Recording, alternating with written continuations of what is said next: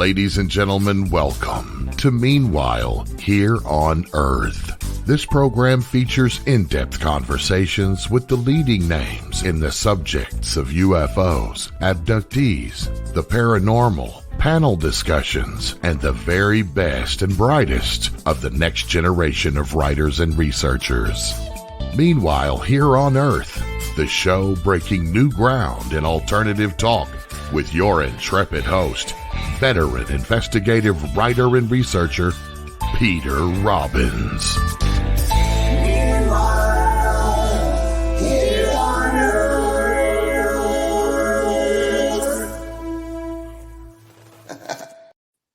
And hello and welcome or welcome back to Meanwhile Here on Earth with me, your host, sometimes described as intrepid, Peter Robbins. We're going to jump right into the show today. We have, as our guests, two esteemed colleagues and friends, Ben Moss and Tony Angiola, whose book will be the subject of our discussion. One of the most important, I think, and well-documented UFO events here in the States. But first, I want to bring on an old friend and another esteemed colleague, Alejandro Rojas. Alejandro is Director of Operations for Open Minds Productions. I think this is a dated introduction, Alejandro. I know that you work closely with Open Minds, but here's the more updated one. You are obviously, well, not obviously, you are the official spokesman for, take that back, it's bad text here. I wasn't able to enlarge it. You are, of course, the secondary mainstay in the International UFO Congress. You will be emceeing it. You are a writer of blogs, science, entertainment, and the paranormal. Alejandro spent years in the field investigating anomalous phenomena up close and personal, is an editor and contributing writer for Open Minds TV, and among other things, featured on the Travel Channel, Sci-Fi Channel, National Geographic, and E! He is a columnist for the Roswell Daily Record and a real estate professional in Arizona. And before I stumble over my tongue anymore, welcome to Meanwhile Here on Earth, Alejandro Rojas. Hello. Sorry, that's mostly my fault because I did not provide you with an updated bio, and things have certainly changed. Yes, indeed. Is Open Minds still an entity at all? Well, it is in that it's still a website, a Twitter, and a YouTube that I maintain. So there's no new content going up there. So I'm just kind of keeping all of the stuff that's on there. Great stuff from a lot of our colleagues, our good buddy Antonio Huneeus, Jason McClellan, Maureen Ellsbury, some of the other people who provided all that stuff still up there.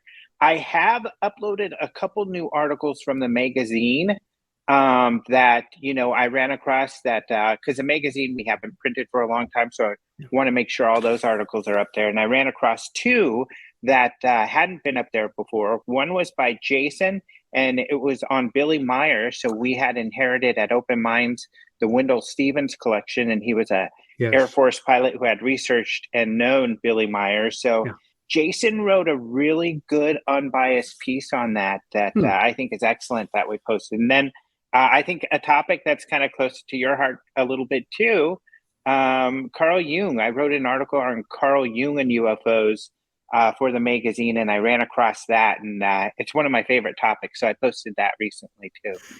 Billy Myers certainly is a lightning rod in this work, and Wendell Stevens' library, of course, was legendary, and I'm so glad it was acquired en masse, pretty much by John when he did.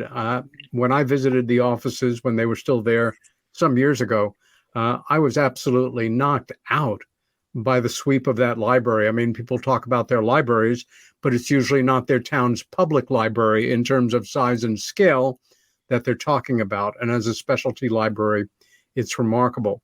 But that's not what we're here to talk about. You have been affiliated very closely with the International UFO Congress since it changed locations and hands, and now, of course, takes place in the greater Phoenix area every year rather than in Laughlin, Nevada.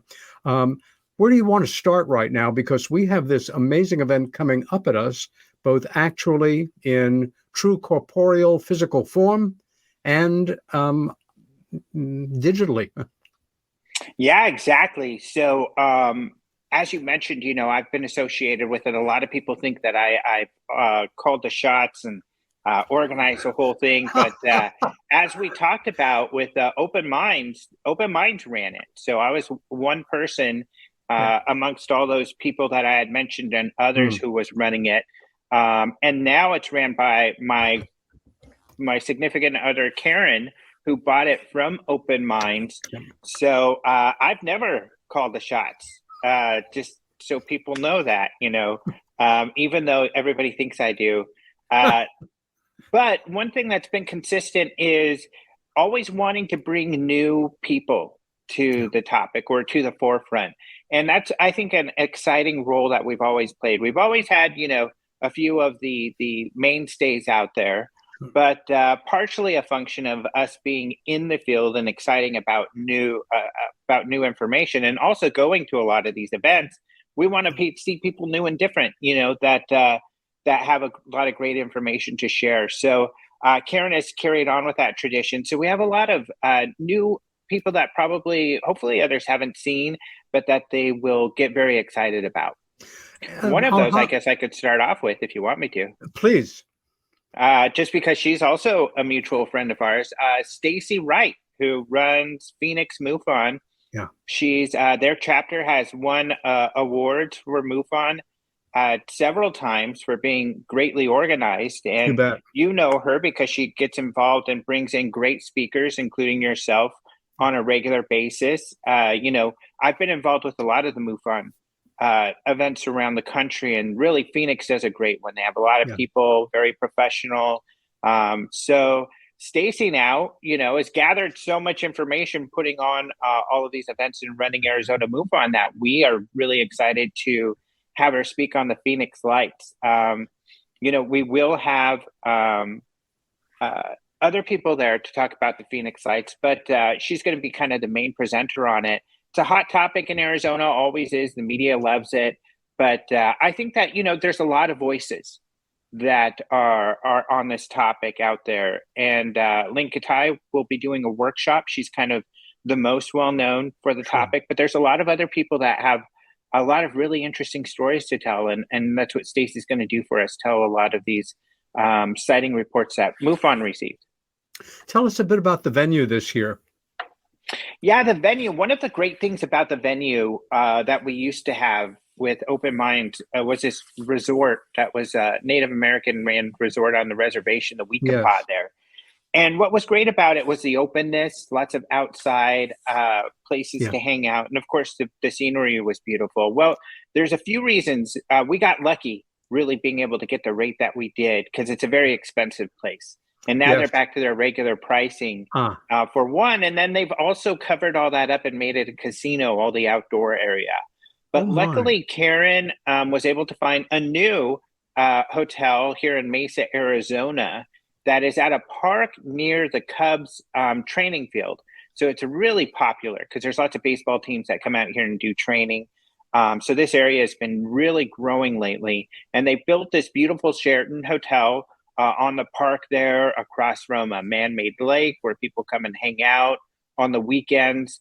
It's very close to shopping right across the street, but a lot of fun outdoor area to hang out in, because that's one of the main functions of these conferences. And it's great to finally, since 2019, do one in person now, where we could see people face to face, and that community part, getting together, talking, just hanging out, just that kind of peace of mind that people can have when they're among people that are interested in similar topics. It's great. Absolutely agreed.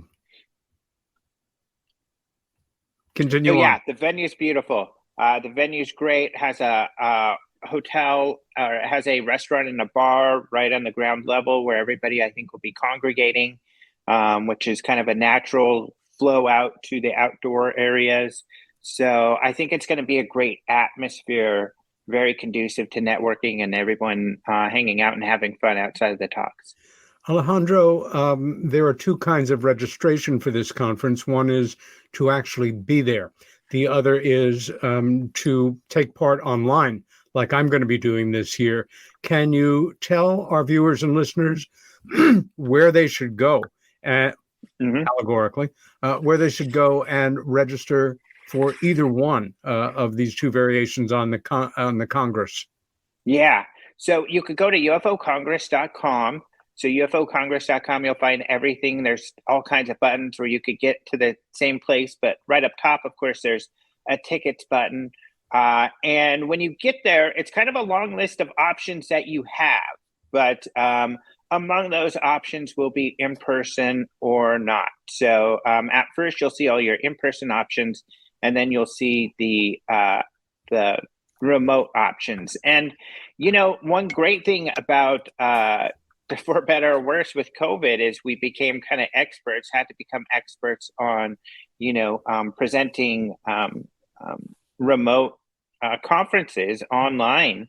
And so now it makes it really easy to be able to provide both in-person and online conference. And that's one positive thing I think that will come from this, because we've always had kind of an international attendance, but at this point, I know we're going to have a bigger international attendance. Just a lot of people will be staying home. Indeed. Tell us exactly when the conference is, and again, any final thoughts on registration or the event Maybe itself? A little bit about some speakers.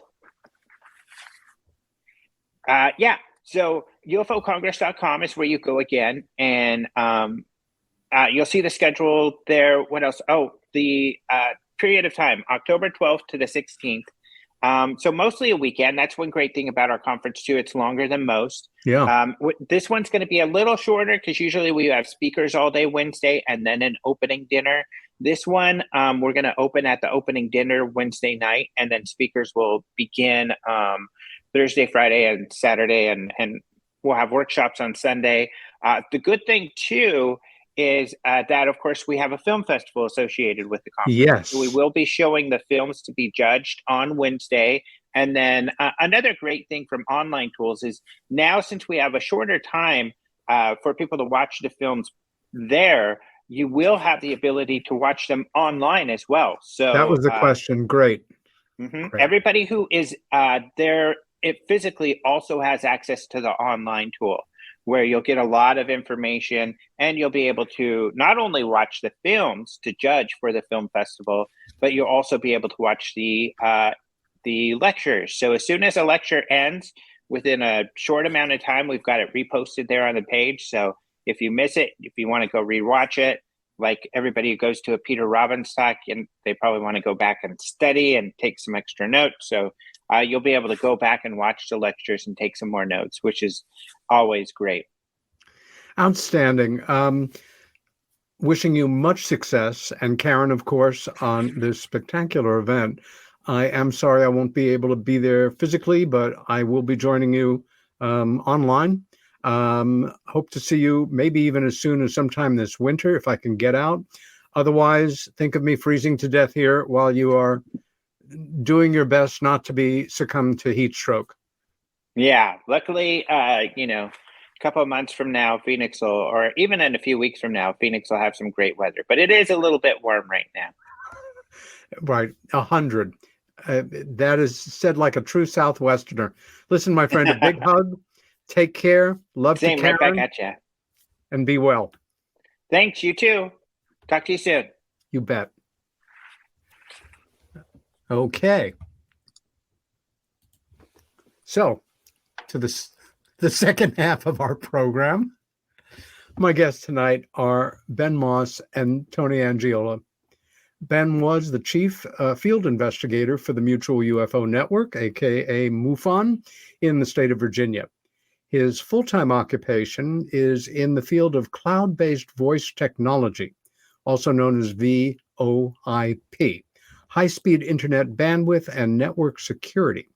He's also published a number of UFO-related articles and spoken at UFO conferences around the country.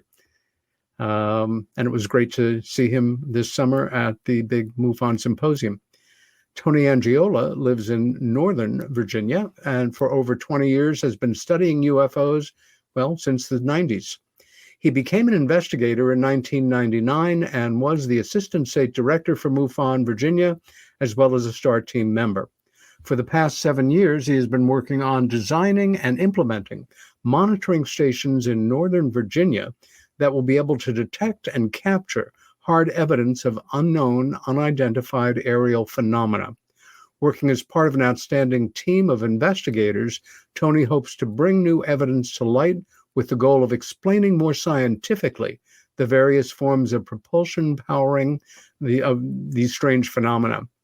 Angiola's background is in information. Bad edit there. Ben and Tony are the authors of Not of This World, 1964 Socorro UFO Witness Policeman Lonnie Zamora. The pair left MUFON about 3 or 4 years ago, and we can now find them as the UFO Guys on Facebook. Do visit their page, and welcome Ben and Tony. Hey, How's it going? how's it going? Thanks for having us. My pleasure, guys. You are both in Virginia, Yes. and dare I ask you, I know you got caught in the edge of the phenomenal storm that decimated so much of Florida. How are you guys doing? Just wet today, right? Yeah, it's just wet, cold, not windy, nothing like what everybody else got. Okay. So, the Zamora case is one of the first I explored on my own when I first got involved in UFO studies, in part because, of course, back then, 1964, the ridicule factor, as I call it, governed so much of who could come forward and speak publicly about their experiences. And 3 areas of professionalism that you did not want to be associated with taking UFOs seriously per se was law enforcement, the military, and the sciences, academia as well. Zamora put himself on the spot, really.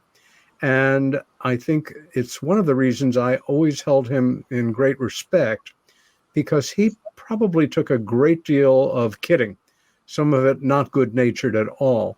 And you guys, I admire your methodology. You deal with this in a very pragmatic, scientific way, and it's one of the things that we continue to try to aspire to in our field, because there's so many pragmatic researchers out there. You've worked as a team for some time, so let me begin at the beginning. Tony, where were you born? Where was I born? Yep. In Aguadilla, Puerto Rico. And at what point in your life did you become interested in UFO phenomena? Yeah, it was right around the end of high school where my computer teacher gave me this book called Light Years by Gary Kinder. And so that's when I learned about the Meyer, the Swiss thing, and the photographs that were interesting and things like that. And then later on joining MUFON and then meeting Ben, and we had gone on many interesting investigations and explored many things and stumbled on this, as a matter of fact, because we were at the 2015 symposium and James Fox was talking about the film he was making. Ben had the idea. He was sitting next to me. He goes, I know what he's going to show next. I've seen the video. And then the video never came up. It was something he had seen on sightings in the 80s, I think it was. The lost Socorro footage. Socorro footage. So we talked to him after the fact, and James basically gave us an assignment. and Ben had to contact a lot of different people. Yeah, before that case, the thing that started it was where James was speaking. I think it was at 2014 at Cherry Hill. Oh, 14. But Okay. he started speaking about Socorro, and then I remembered I'd seen on TV years ago this woman had found footage that her parents had shot and remembered it when they were driving through New Mexico. They were taken to the site about, I think, the day after it occurred, and Oh boy. them walking around the site and showing the holes, and one of the bushes they were putting a stick in it because it looked like it might have been smoldering. But I promised James, probably foolishly, I said I mentioned it and he hadn't seen it. I said I'll find the footage, and so there's a whole chapter in the book about searching for the lost Socorro footage, because we called NBC, CBS, ABC, Henry Winkler's company, the UK. We went all over the place trying to get the footage, and everybody said, well, if we have it, it costs, $1,000. So eventually somebody in MUFON had the footage recorded on an old DVR and said, I can send it to VHS tape, and sent us the tape 3 days after. We published both the back-to-back MUFON journals about Socorro and the search for the lost Socorro footage. So we found it, and we used it in our presentations when we did a presentation about this. Are we so old that we have to define what a VHS tape is to the viewers? Ben, to ask you the same question, where were you born? Richmond, Virginia. And at what point in your life did you become interested in this subject, and how? The first exposure was I was with my dad. I was real young, and this is going to date me, but we were looking at, he was a physician, and a patient had given him a TV that's about this big. And so we're laying on the bed, and I think it's on his stomach or in between us. But the Walter Cronkite special came on about UFOs. And so, that's things on YouTube now, but this, in the 60s probably. But that fascinated me because of some of the footage I saw, and my dad was thinking, wow, that's really cool. And so that's got me started. And then I, started getting all the magazines. I was a big comic book collector. So one from my Marvel comics, I would also pick up any UFO magazines that were in the store. Well, I hope you saved your UFO magazines, but I hope more that you saved your comics. The comics.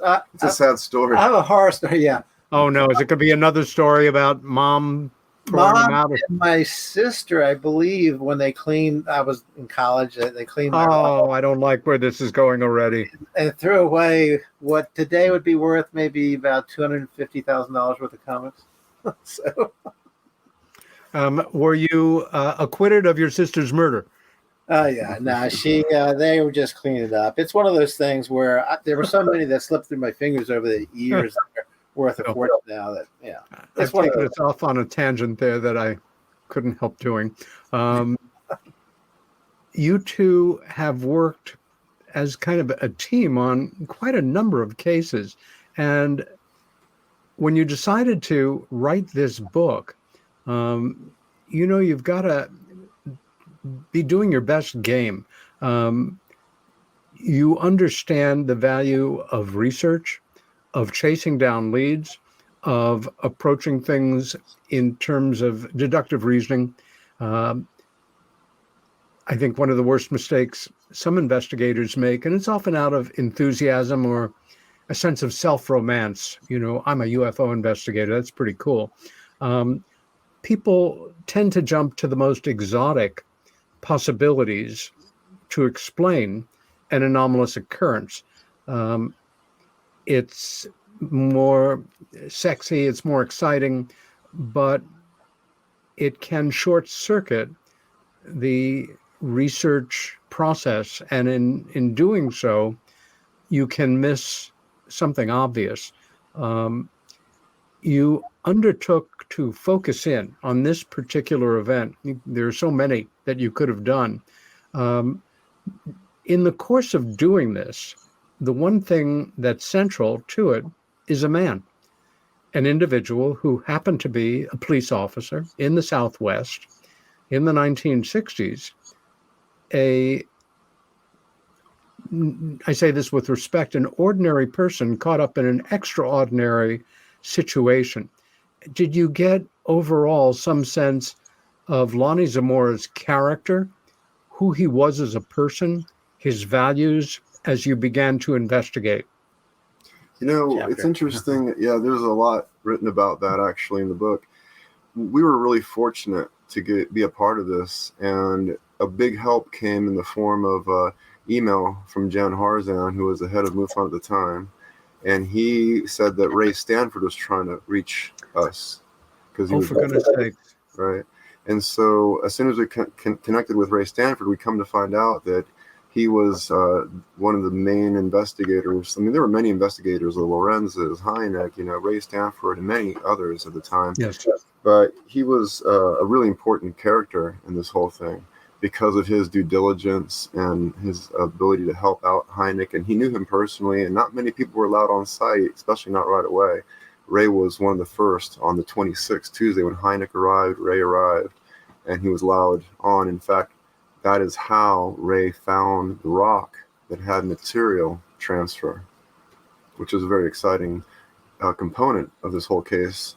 You have multiple visual, a personal what should I say, like direct eye contact with the object. There's also a lot of people that heard the sound, as a secondary type of evidentiary thing to investigate. And then on top of it, there was material left behind from this craft.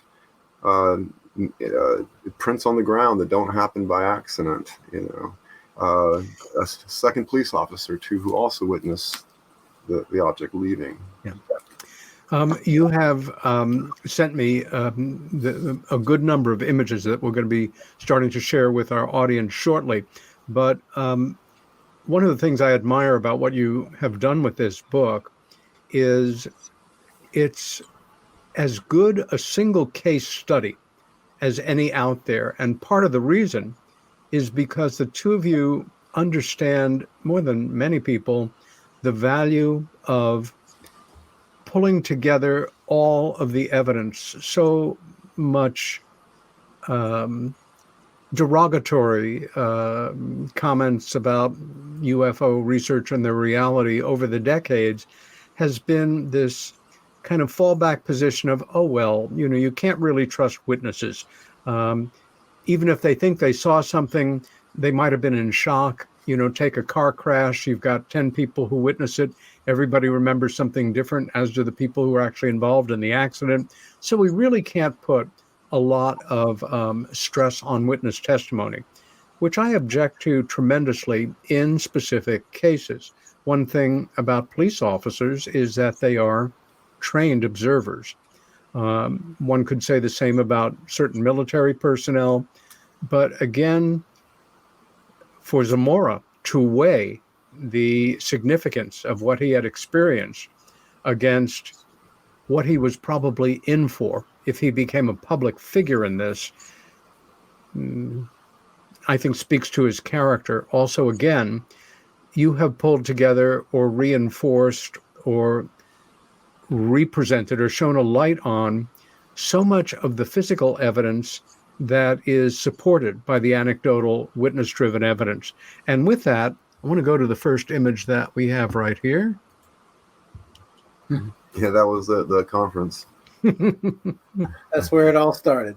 Yep, I remember. I was there too, and we were shooting a documentary with Jennifer Stein at that time, finishing up on the Travis Walton case. And it was a good conference in Cherry Hill there. And that's James Lee Fox. Spiegel, Ben Hansen, me, James Fox, Tony Cataldo. Tony Cataldo, produced. Yep. Yeah. An outstanding crew. I remember that name. I just haven't thought of that name all the time.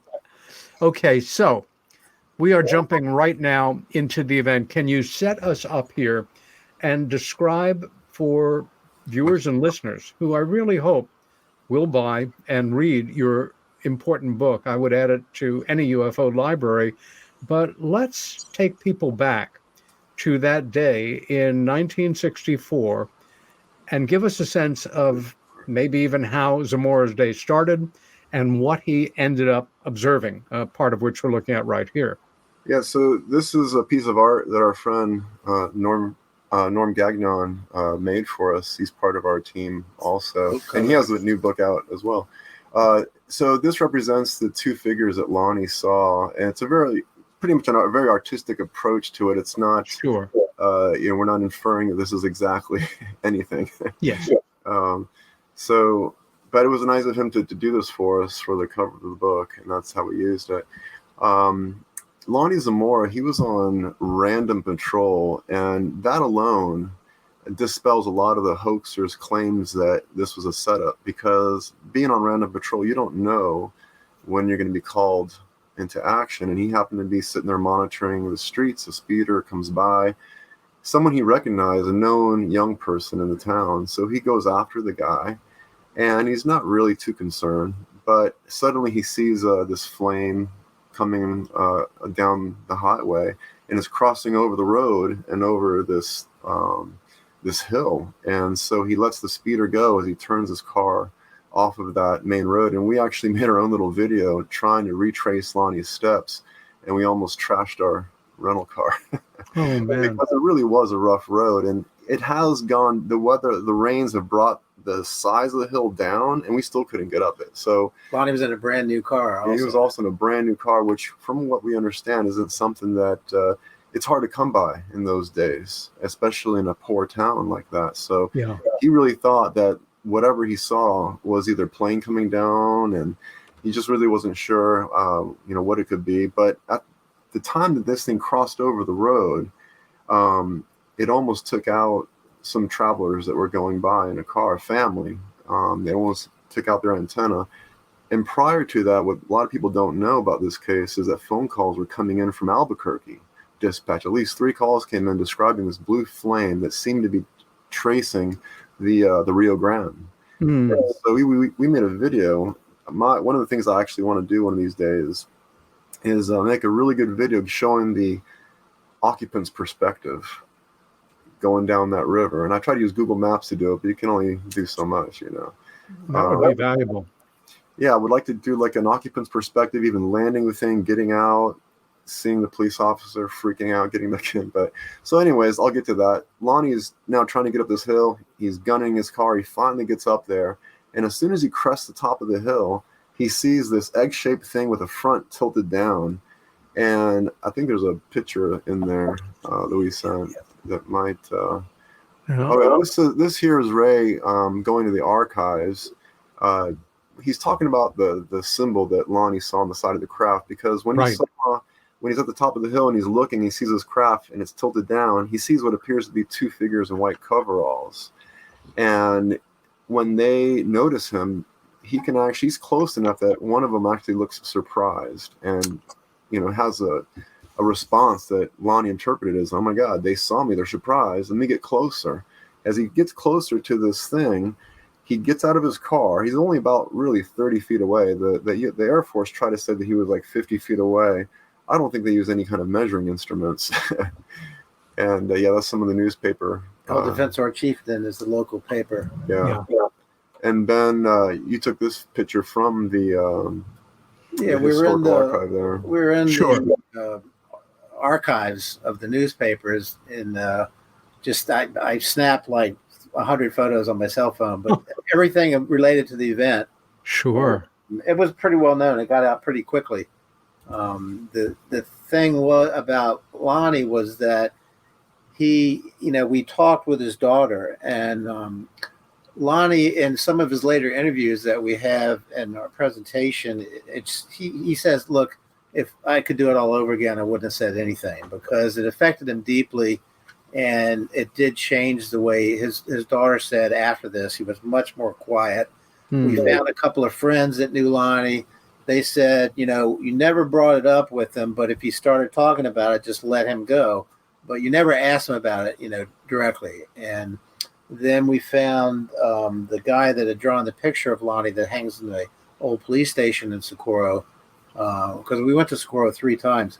But he's an artist that lived there, and he had actually had a couple of cups of coffee with Lonnie and talked to him about it. So we got a lot of in the research, there's a chapter in the book called "The Nature of Lonnie's Mora." So we wanted to give the book readers the chance to see who was Lonnie, what was he like, Yes.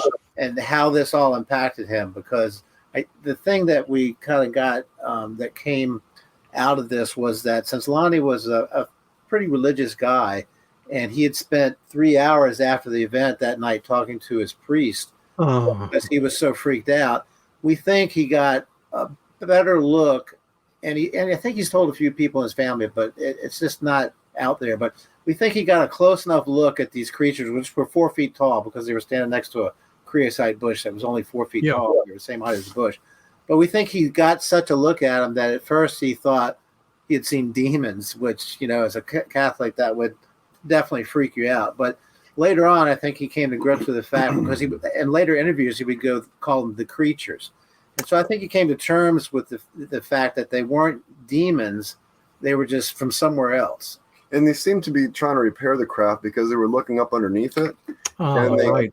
And then they probably realized that and also there were rumors, which we'll get to in a little bit, of people that witnessed this craft that we talked to, that said that things were falling off of it.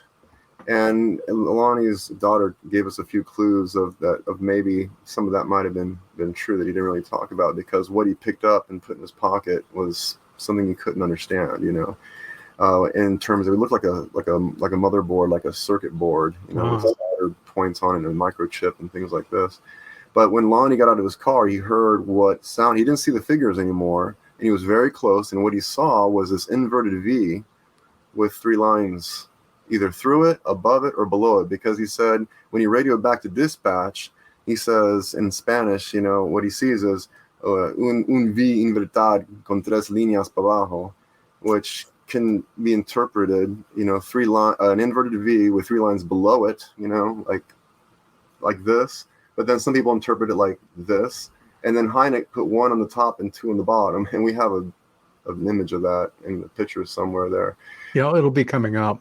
My order of the photos are probably, it was last minute. What happened was that I had it all done and then accidentally deleted everything and I had to start all over. We deleted a lot of work late last night. I know the feeling. And so anyway, so this thing, right, starts roaring again. This blue flame comes out of the bottom of it and it slices that creosote bush in half. And we have pictures of that too. We'll just slide through later. It's the only bush today that's green there, and it's grown so big. It's the biggest bush growing than any. Travis Walton had this experience as well with some of the trees. And Jennifer Stein, as well as you guys found some interesting things in the trees. So the plant life, the cell structure of plants obviously have some sort of response to these types of energies, whether it's subatomic particle releases or some sort of radiation with a short half-life, And so this roar happens. Imagine a space shuttle taking off, and you're Lonnie Zamora, you're a police officer, you're in the Army. He was trained to lay on the ground and cover your face prone and protect yourself. When he realized this thing wasn't going to explode, he looks up and it turns completely silent. It's about 20, 30 feet off the ground. He said it stood there, hung in the sky for a short time, and then it started making its way over the dynamite shack, kind of a little bit off to the side, increasing in speed and increasing in altitude until it hit supersonic speeds within seconds. As Chavez is pulling his car up and he sees something, but he goes right to Lonnie to console him and talk about what happened. And we speculate that they talked about it, but Chavez wanted nothing to do with it because he knew about the ridicule factor. Yeah. And then, of course, after that, everyone traipsed all over. Chavez for a long time thought it was a secret military project, and he was terrified about talking about it. But that's another point we cover. There's a guy, I won't mention his name because I don't want to disparage anybody, but he's a New Mexico Tech professor. And when on some shows he shows up and they go to the Socorro site, and he goes, well, it's very easy. It was the lunar lander. And, we have a whole chapter on the lunar lander. The lunar lander in April of 1964, it had a test for that day, but what they were doing with the lunar lander was testing the strut's integrity. So they were dropping it from a helicopter on cables, and it didn't have an internal engine yet. The internal engine used a stuff called hydroxine, and hydroxine, every time they tested the engine in atmosphere, because it was designed to fly in space, it would seize the engine up, and it couldn't fly more than, I think, 30 seconds. But the first test flight of the lunar module was at the end of 1964. And Socorro is about 35 miles off course from Holloman, where they were testing it. So to think that they were testing a lunar lander in the middle of the desert in Socorro and not on Holloman Air Force Base is just ludicrous, because you would have to tow it 30 miles. And so we tried to, when we wrote the book, we wanted to look at all the possibilities. Yes. And there's a point where we go through all the possibilities, time travel, illusion, hallucination. But the fact that there were so many other correlations and egg-shaped objects seen before, after, and during this time period, Yes. multiple states all the way through that road 60, or is it 60 West? That's a famous road that goes through Datil and Magdalena and everything. All of them had egg-shaped craft sightings. And then you had the one at La Madera, and you also had Levittsville. Is that how I pronounce it? Loveland? Loveland, where there was an egg-shaped craft that was much bigger. So there's a lot of supporting evidence. When we were trying to put together all the pieces, the only conclusion you can really come to is some kind of strange object landed there with small humanoids, got back in, a blue flame lifted it up, but Lonnie was about 30 feet away when this happened. So if it had been anything like a propellant from a rocket, He would have seen it. It would have cooked him. It would have, burnt the heck right. out of him. And so when that thing lifted up and the flame shot off and it hung there for a minute and then reached high speed with no noise, it's like things we send to other planets. As one engine gets you there, one engine lands, gets you back up, and it's just a lot more sophisticated. So really the only conclusion we could come to was that what Lonnie said he saw is actually what happened. What's interesting too about this case is what's really fascinating. It's 1964. Think about the technology we had. To this day, we don't have. I consider the egg-shaped craft being old technology because it made the noise, and it had problems and stuff like that. We don't have that junky old technology today. And now the new models that we're having people capture on cell phones, and even NASA captures, or Nellis Air Force. I love that UFO because it's changing shape, it's morphing. They've upgraded. They've got technology that more liquid metal shape. What shape do you want? It'll become or whatever. It's different civilizations. Or many different civilizations possibly. But you don't see the old nuts and bolts crafts at all these days. In my opinion, you just don't see it. You bring up a very important point, guys, which is, I think, for a lot of folks that get into the work and are just, open-minded enough to accept the possibility that we are being visited by some segment of other intelligences from parts unknown and advanced technology for reasons best known to themselves, we don't think of them within a time frame of developing their technology. They're all-knowing, they're a million years ahead of us. They've got it all knocked out, but not necessarily true. No, they're learning too. So much of what we deal with is theoretical, and the best we can do is make the most intelligent guesses based on the evidence that we have. And again, it's one of the things I really admired about the way you approach this subject. It's not belief driven as much as here are the list of the possible explanations that we've come up with, and you really do your best to cover them all, and then make a conclusion based on your best evidence, informed by the fact, as near as I can see, that we're dealing with an individual here who is a person of character, who was not looking, God knows, to become a celebrity or famous or make money on this. He was a cop. He was starting his day, in a very rural area.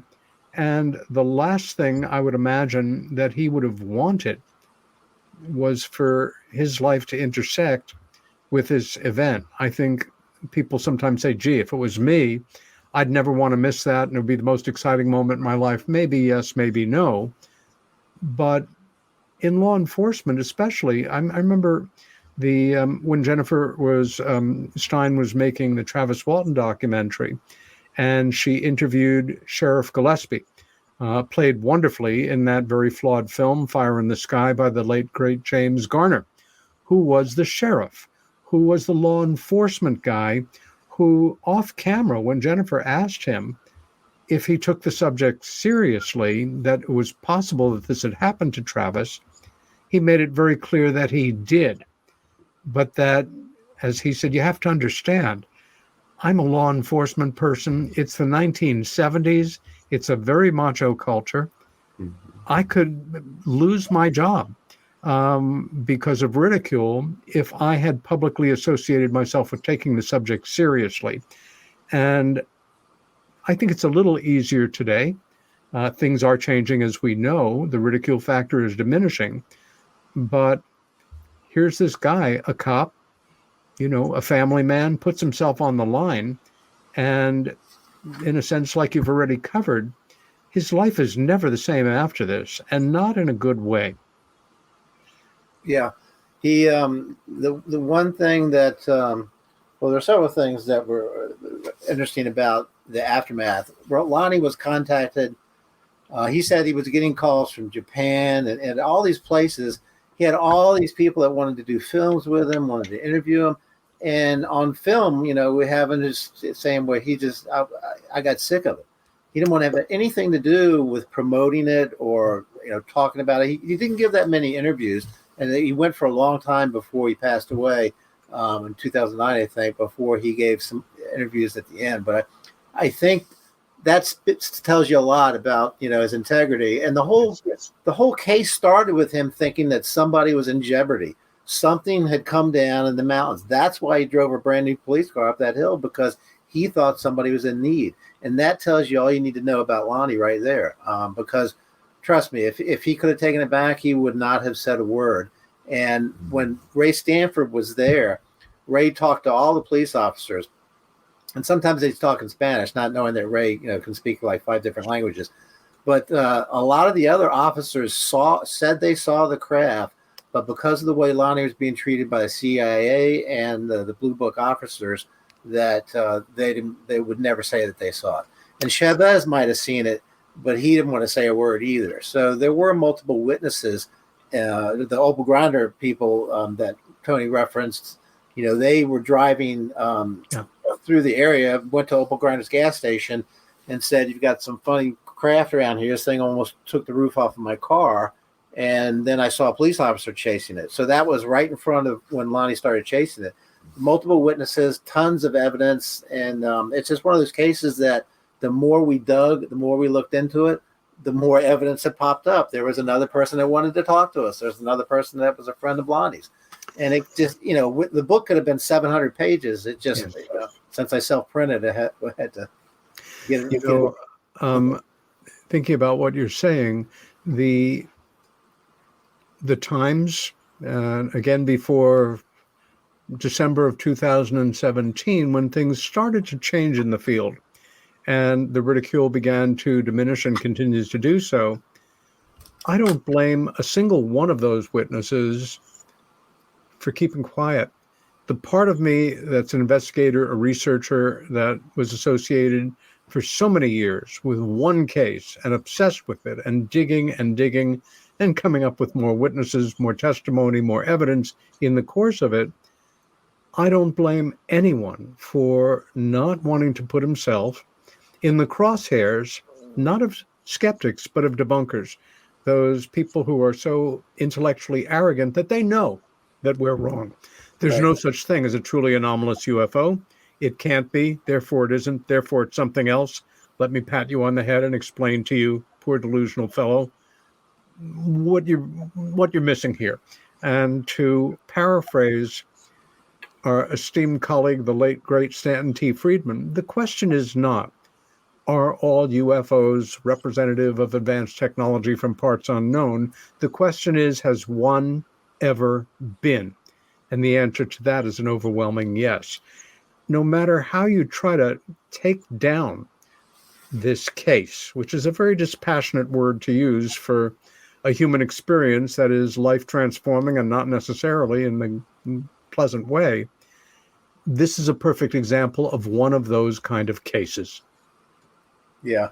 The one thing I kind of was torn about doing it. We'd already published a response to somebody that swore that it was a balloon and a hoax by New Mexico Tech students, and we dug into Colgate's assertion that it was done by students, and Colgate basically, after he said that, had to kind of fudge things to back that up, because we found out who the two students were that he named, and Wow. one of them said, and we don't publish their names or anything, but one of them didn't want to talk about anything, and the other one said he couldn't believe that Colgate had thrown him under the bus. He goes, "That's ludicrous. There were exams that week. It was in the middle of nowhere. There's no way they could have lured Lonnie to that spot with a balloon."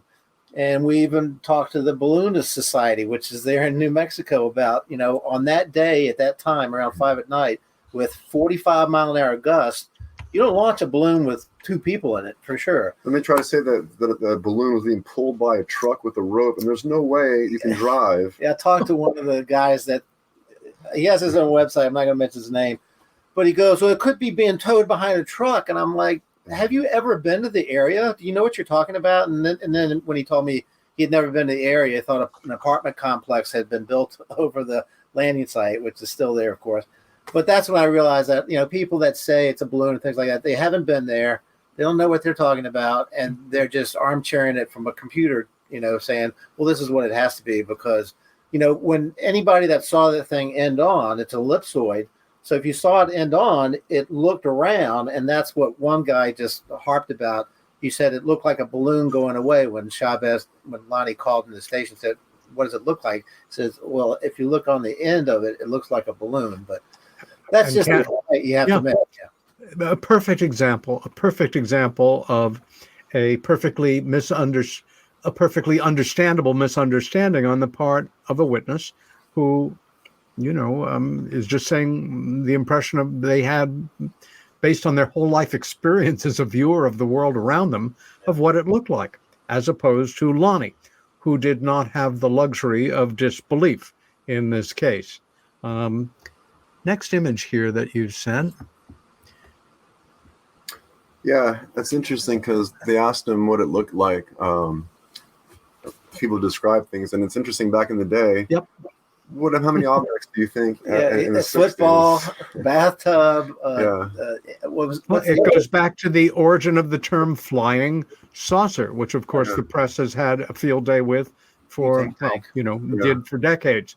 And like Ben said, depending how you look at it, what angle, it could look like a flying bathtub, 1 minute. Yeah. And then the next minute, it could be like a round circle. Butane tank is what the La Madera, what they said it looked like, which is still ellipsoid egg shape. Yeah. Which is unusual. You don't, when Cheryl Costa at the very last chapter does statistical analysis for egg-shaped objects, they're kind of unusual. But as we dug, of course, then we have a whole chapter compiling all the newspaper articles talking about egg-shaped. One landed at Hollerman. Guy fired bullets at it. We had the Cleveland case, and we had many other officers. Can't remember the town, that also saw with a 6-year-old girl an egg-shaped thing flying through the air.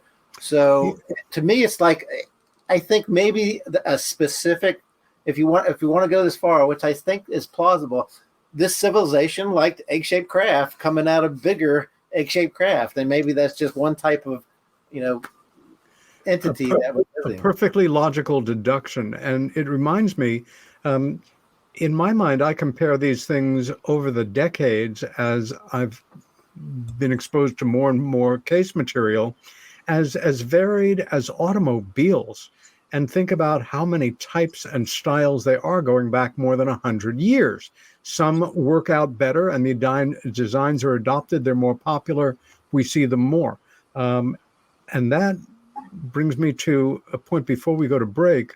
A colleague years ago said something to me that brought that point home very simply, but in a way I've never forgotten, which is he was an abduction researcher and talking specifically about the table, the metal table that individuals who have these experiences are examined on. And there are some extraordinary, simple commonalities of these tables. And what he said was, I want you to imagine that somewhere out there on an asteroid or in some underground factory on a planet, there is a factory and they manufacture these craft. And there is a division or an assembly line that manufactures the tables that go into the craft. I don't know why it struck me so dramatically, but it did. We're dealing with real materials, and again, we all know we're talking about one specific aspect of the UFO phenomena. There are a lot of explanations for other types, but in terms of hard metal technology, these egg-shaped craft may have been in our, calendar used in the 1960s to some degree, and then off they went. And on that egg-shaped note, this is Peter Robbins with my guests, Ben Moss and Tony Angiola. And meanwhile, here on Earth, we will be back in 4 minutes. Stay with us.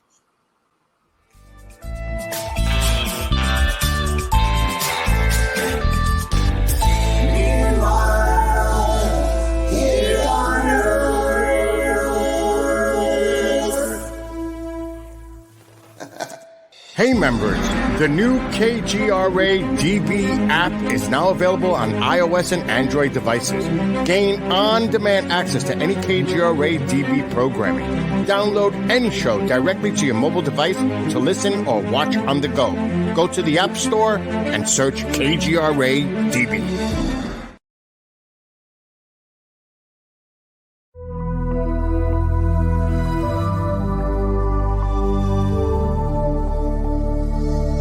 Are we alone in the universe? The most important question facing humanity is on the verge of being settled once and for all. The Mutual UFO Network has been at the forefront of this journey for nearly 50 years. Our members worldwide are dedicated to the research, documentation, and awareness that will shape the future of humanity. Won't you join us?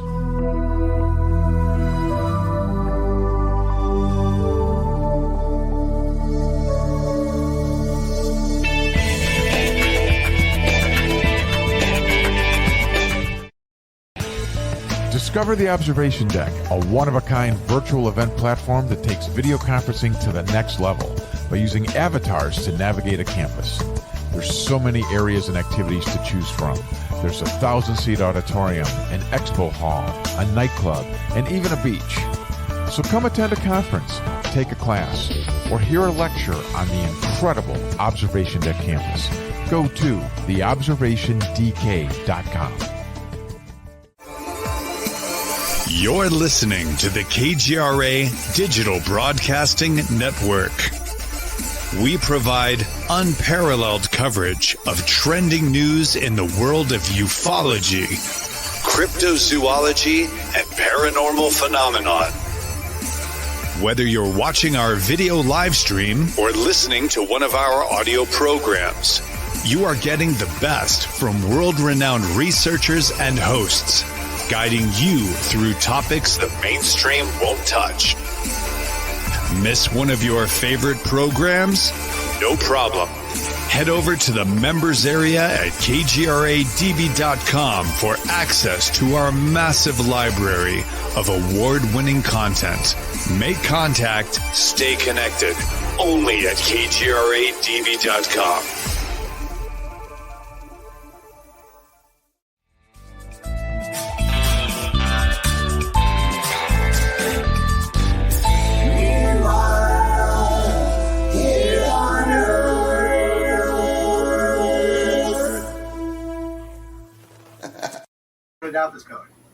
And welcome back to Meanwhile Here on Earth with your host, Peter Robbins. That's me. And my guest tonight, Tony Angiola. And Tony, am I pronouncing your last name correct? You are, sir. We're one of the few getting it right. Yeah. You got Okay. it right. Nothing more professional sounding than pronouncing a friend's last name wrong. and Ben Moss. You've always gotten it right. This case, I want to pick up on some of the imagery that you've sent here, that you sent me, and go right to this. This was one interpretation. of the Baca. Remember, Baca was the Harold person Baca, yeah, Harold Baca, and the original pencil drawing had the correct symbol on it. Interesting. And the Air Force had him erase it and put the umbrella one on there. You want to explain the umbrella? Yeah, originally they told him to erase it, and it was blank. And then in later versions, the umbrella symbol that Lonnie signed, any linguistics expert could tell you that Lonnie's signature does not match the drawing. And I think Holder probably drew that. And the reason, because Ray Stanford talked to Captain Holder, who was the upper range commander at White Sands, was the main investigator on this case. And we have a good clip of him talking about Lonnie and how he believes Lonnie's story. But the son of Captain Holder told Ray Stanford that his dad had said they made the symbol, drew it right there, and made Lonnie sign it, for God and country, so that if somebody else saw the object and then reported the symbol they had made up, they'd know their story wasn't true. Right. But if they had the inverted V with 3 bars, that they were accurate. The problem with that was that all the newspaper articles got the inverted V with 3 bars in their articles before. Almost nowhere in the newspapers do you see that symbol that the Air Force drew. But just shows you the cat got out of the bag here before they could put a clamp down. Kind of like Roswell, Yeah. Damn. But the thing that I always said was, it doesn't matter what the symbol was, right? Everyone likes to argue, what was the symbol? How about the fact that this is quite possibly an extraterrestrial craft, regardless what the symbol is? Tony said it could mean "eat at Joe's" in some alien language, but I kind of settled in on it was an error. You know how iPhones, you don't see anything until you pick it up, and then all of a sudden you see something, right? So what if it was like that? What if that red symbol came out of that white, glossy, egg-shaped finish, and it was red, saying there's a problem, this is an error, it needs to be fixed, right? Maybe it's to alert there are other buddies that, hey, here's where we are, we're having this error message or whatever. They fix it, and the red goes away, the symbol goes away, it's just a solid white object. I never thought of that. But with their technology, anything is possible, and it's just one more possibility that we have to take a look at. This is the photo that is the photo that anybody involved in the world of UFO studies is familiar with, of Lonnie Zamora. Was this taken at about that time? Yeah, it was. Yeah, I think it was published in their directory, the police directory. What do we know about Lonnie Zamora aside from this event in his life? Was he local? Did he serve in the military? Family man? All those things. Yeah, he was a family man. He had a son and daughter. He was in the National Guard. I thought they mentioned Army too, I believe. Army training. Yeah, and, he apparently was a good cook. And he was not an alcoholic nor a drinker, not until after the fact. Oh my gosh. You can imagine, you're being ridiculed, you're losing the job that you love. I would be drinking. That's infuriating, and we've seen other examples of this kind of thing. Again, going overnight from living a quiet life as a law enforcement area in a rural part of America to being not just nationally, but internationally known and associated forever in the minds of most people with what for many of them, probably the great majority, was an outrageous claim, because they're not looking at the evidence per se or reading into the record. They're looking at a newspaper article and making a judgment based on, most people's sensibility about flying saucers and the like at the time. Not a lot of alien reports then. Yeah, that's the thing. Yeah, it's like, where I work, I can talk about this stuff. And, please. They think it's cool, right? But not back in the 60s. Yeah, I think that's absolutely true. If anything, just the opposite. And UFO investigators also took it on the chin a lot, Ray Stanford among them. You're a grown-up and you believe in flying saucers. How can I take you seriously? Again, Oh yeah, that's a good one. a very thoughtful shot, yes. That's Lonnie looking at one of the impressions. They were smart enough. There were 4 triangular indentations that Dr. Hynek said it would have taken something around 9 tons to make the marks that they did in that soil. But the investigators put rocks around each of the 4 impressions. So that's one of them that Lonnie's looking at. Well, you've just brought up a very important particular, which is the compression test on the soil. In a sense, end of story of faking that, impression. That's a lot of weight. And unless he had somehow airlifted his car over the area, doubled its weight, and then pressed down on a circular pad, there was no way of creating these impressions for sure. Yeah, the thing was self correcting, because the terrain is really weird there. It's down in Arroyo where you have water that goes through, but it was when they did a diagonal It's like a self-leveling. Yeah, it was self-leveling is what I'm trying to say. But when they did the measurements, the blue flame was right in the center of the 4 legs. And the thing about that was it sliced that creocyte bush in half, and those bushes are full of resin. And for a blue flame to play maybe 1 or 2 seconds and cut one of those in half would have required at least 2,000 degrees. And so that kind of tells you, nobody's going to be out there with a blowtorch trying to make this evidence, but that just tells you how exotic whatever the blue flame was and how hot it was. But even though Lonnie was very close to it, he doesn't really report heat or anything like that. So it's definitely some weird plasma beam, but there's something very advanced that we're not aware of. There's also some alleged vitrification that was talked about. Sand vitrification. And that it was taken. Carol Lorenza said that the Air Force had picked that up, but that went back to a lab and was never heard from again. Before the break, we were talking about how that bush grew almost surreally in terms of size. And for that kind of plant, nothing even remotely like it around. I'm reminded that in Travis, the True Story of Travis Walton, Jennifer Stein's documentary, we learn that the forest canopy, and this is a verified scientific fact, in that immediate area where the encounter took place, grows exponentially taller and fuller than the area around it. By the same spirit, that I think one of the most phenomenal pieces of physical evidence that is impossible to fake and undeniable if you look at the reality of it. And I've done it in person on location there in the Sitgraves National Forest, that some of the tree stumps that still exist right within that area, you see very clearly that the rings facing away from the event are normal size. The side of the tree that faced the event, it literally pseudopods out to a degree, and the rings are about 3 times as large. Also in Chernobyl, granted that most of us think of nuclear energy and a meltdown as just destroying all life, yes, a great deal of it, but it also creates mutations that can grow ferociously. And we see that in present day Chernobyl with a lot of the, trees and bushes and things that have grown back.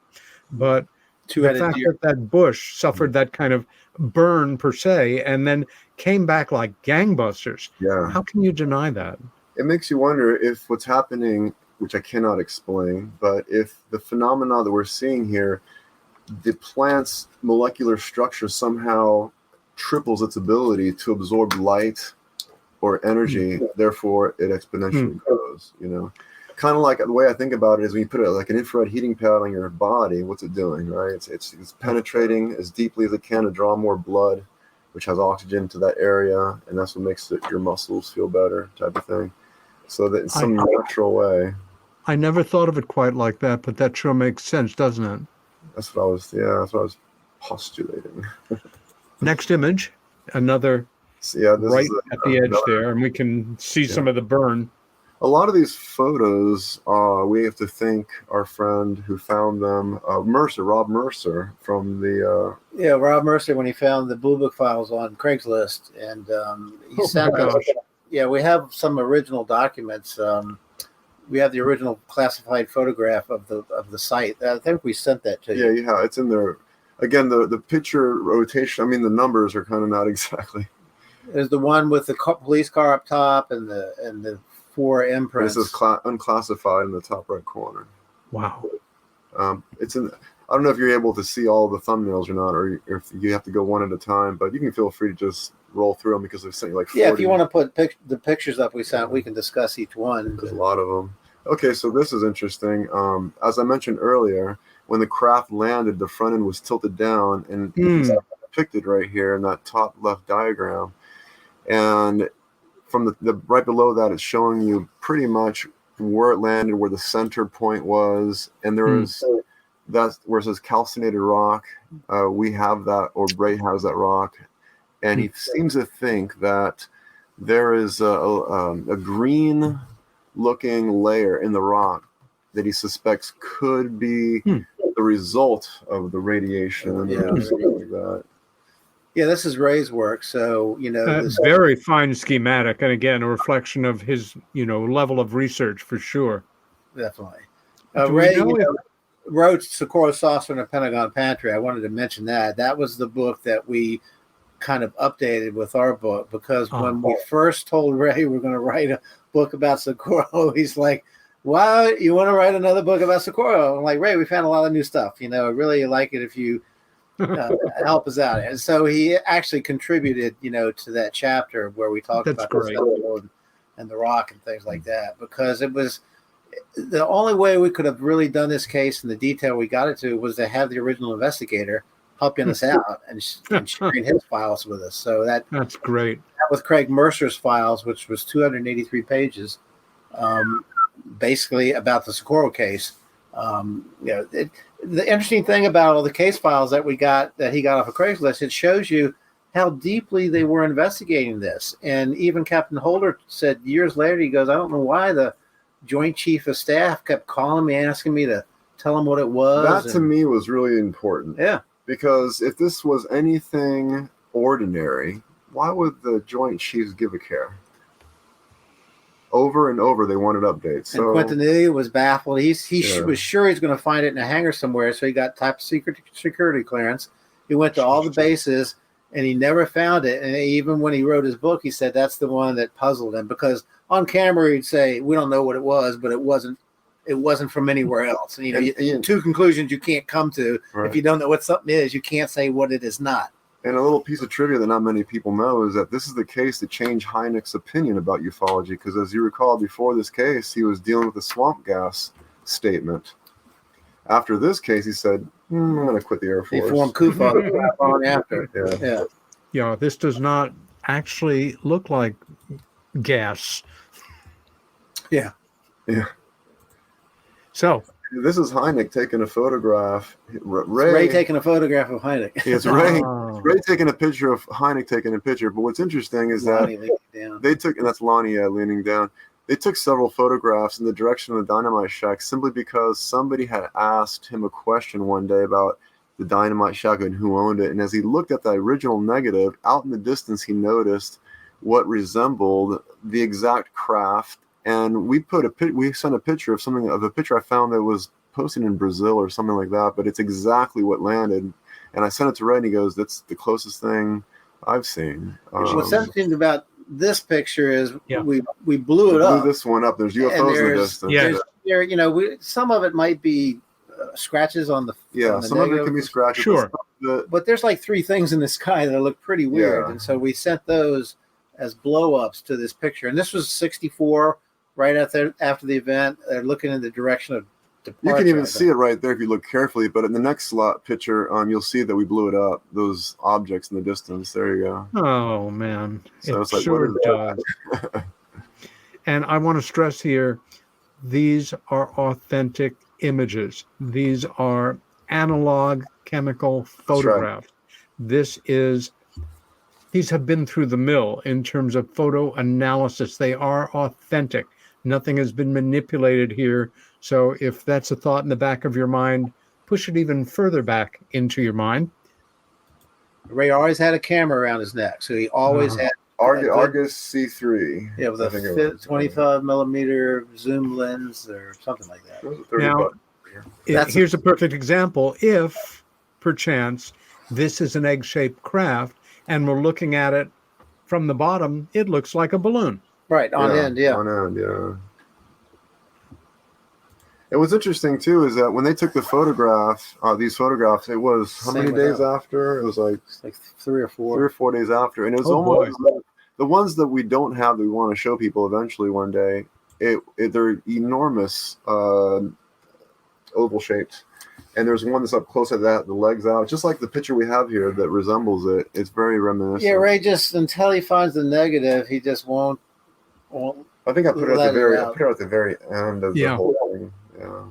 But in the Dynamite Shack photo that we're talking about, and one day hopefully he'll put it out there, but there's clearly some things in the sky, but on blowing it up in the top right hand corner, and I think somebody Goddard helped him. It was calculate the minutes estimated to be like 19 feet long. It was about a quarter of a mile from the camera, and it's an egg, and you can see 3 or 4 of the 4 landing gear. Yeah, and he said that the minutes of arc that they calculated, the distance between each pad in the per the distance from the landing site, everything lined up. So if that object in the photograph were to land on the ground, he said everything lined up exactly as he would expect it to. Amazing. So that was interesting. Also, in that alleged photograph that we haven't shown anybody, there's this enormous pancake flat object on the left that we never noticed because we were so busy looking on the right of the photograph at all the oval shapes. We finally looked and we're like, well, that's not a cloud right there. And Ray's like, I never noticed that before. Are we talking about this photo here? No, it's the one that's not public. It's not public yet. It's more to the left. You know, if we were able to just take this picture and turn left more, you know, there's more stuff to the left. Well, here we have Lonnie and who? This is Ray Stanford in his 20s on the right. Oh, my gosh. And that's Lonnie to his right and Chavez in the middle. Yeah. Oh, so Lonnie's in plain clothes. Chavez is in uniform. This is the one the CIA always uses without Ray's permission. Yeah, CIA uses this all the time. Look at Ray's foot. You see the shadow? It's over the hole because it's black and white. You can kind of use that clue. And that's the bush that it got sliced in half. And then when you get to the color photo that we took, you'll see how big that bush is now. And it's very lush and green. And it's the only lush green plant in that area, which is really weird. It's very weird. And again, if some of these theoretical ideas we've been turning around are accurate, it makes perfect sense. Right? This is what Ben was talking about. Yeah, this Elizabeth Russell is her name. This was that's the lost footage right there. I think this one was taken by the editor of the El Defensor Chieftain. This was a freeze frame of Elizabeth Russell. No, this is from the editor of the El Defensor, but he took a lot of photos. It looks similar to it. When we were there, we tried to get a hold of them, and they were in a trailer somewhere. But this is after the event when the tourists started showing up and trampling the grounds. I don't know if you can see, but there's trash all over the ground. Yeah. Oh, for gosh sakes. So once somebody got a hold of where the site was, people came. Also, you know what's good about this picture? Imagine trying to drive a car or a truck on that terrain to pull any kind of a balloon or any. There's holes, there's volcanic rock. Ben was stepping on cactus, there's snakes. And you can tell it's the middle of nowhere. Yeah. It is a depression, and if this craft was in trouble, it almost hit the Opal Grinder witness's car. So if this thing was in trouble, it came up the Rio Grande, which is a depression, and then made this turn where it almost hit the car. And then it's in this bowl-like area where apparently they had landed and were looking up underneath the craft, checking something out. So this all makes perfect sense because this is the middle of nowhere. There's nothing near there even. There's really a lot better pictures of the site, too. There. It really tells the tale very well. And if I'm not mistaken, in the lower left, we're seeing the shadow of the photographer. That's right. That's the editor. Can't remember his name, but yeah. Of course, a photographer would notice that. That's the other case that was very famous at the time. When the Cleveland craft was an egg-shaped object chased by police officers. They started getting calls, and they kept dismissing it. I see something in the sky. I see something in the sky. But then it got worse and worse and worse, and finally they had to dispatch all these police officers to go out, and they all saw this thing. There were so many witnesses calling the station that this became, and this is in the same time frame. So we just use this as an example that this wasn't a one-off case. There were many, many reports of these types of objects, including France, Italy, and Germany, and all over the world. About what was the physical distance between Loveland and where Zamora's event took place? It's not, give or take.